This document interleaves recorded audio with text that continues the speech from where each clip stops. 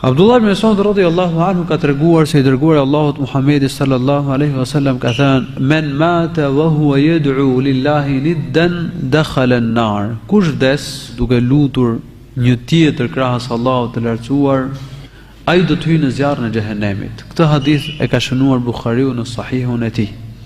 Kush I bën shok Allahut të lartësuar, ai shkon në zjarrin e xhehenemit, nëse vdes në këtë gjendje. Allahu I lartësuar thot në Kur'an: "Wa ja'ala lillahi andadan liyudilla an sabilihi, qul tamatta' bi kufrika qalila innaka min ashabin nar."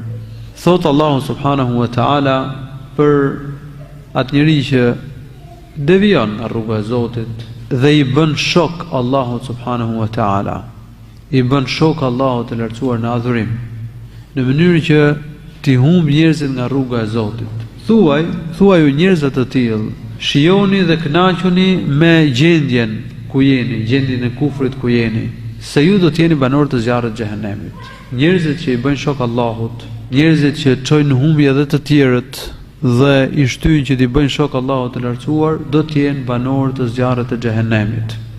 Jabir ibn Abdullah radhiyallahu anhu ka treguar se profeti sallallahu alaihi wasallam ka thënë: "Men laqiya Allah yushriku bihi shay'an dakhala an-nar, wa man laqiyahu la yushriku bihi shay'an dakhala al-janna." Kush takohet me Allahun e lartësuar në ditën e gjykimit pa I bërë shok atij gjë, hyn në xhenet.